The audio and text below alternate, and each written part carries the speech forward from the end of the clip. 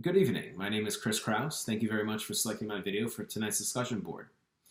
I decided to do Molly Pitcher. As a New Jersey native, Molly Pitcher was taught to us in our more formative educational years. She has a New Jersey rest stop named after her. Next summer, one of my friends is getting married at the Molly Pitcher Inn in Monmouth County. Now, she was born in October 13th, 1754 in Trenton, New Jersey. She's a daughter of a New Jersey dairy farmer in Mercer County. She was a domestic by age 13, which meant that she was a servant in people's homes. She cooked, she cleaned. A few years later, she met her husband, who was a barber. When the Revolutionary War started, he enlisted into the army and was a cannoneer. Once married, she was a camp follower, which was very typical for the females during that time.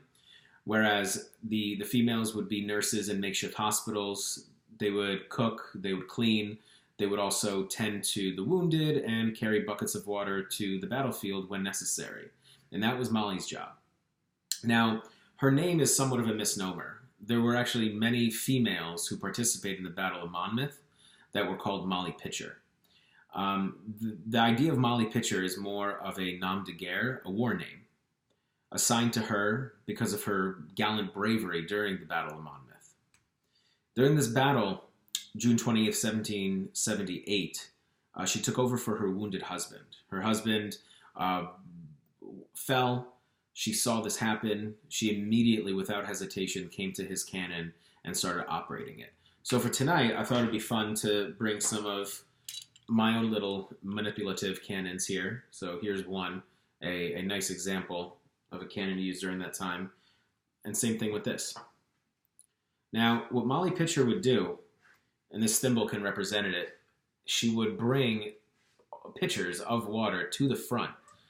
These pitchers were not only for the soldiers to quench their thirst, but it was also to use for the cannons themselves.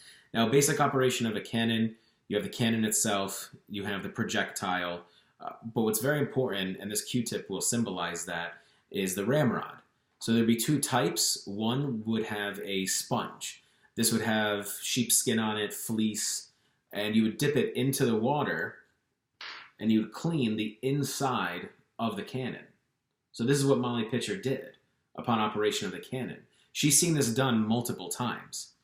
The cannon operation itself, very important that you have to dip this in there, is to extinguish all the embers. Before you put the powder bag, the gunpowder that shoots off the projectile, if there were any embers that were still glowing, it could ignite and blow up the cannon, which would not be good.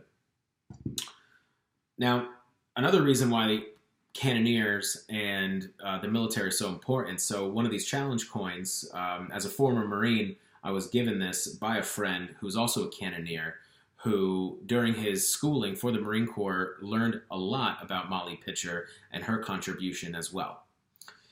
The idea from three sources that I consulted for this discussion board, one is a primary source and two are secondary sources, is to find a link between the legend of Molly Pitcher to the actual person, which is true. She has a legend, but with a primary source document, Joseph Plum Martin, he was a private during the Battle of Monmouth in 1778. He recounts the actions by Mary Ludwig Hayes Macaulay, Molly Pitcher, during this battle and her bravery. Emily J. Teep wrote a piece of scholarship that endorses the fact that this account is more than just mere legend, that it's actually historical fact. Along with Kara Dixon, her contribution to the subject reminds us that we have a renewed interest in this subject of females in combat. Now, Molly Pitcher was not a soldier.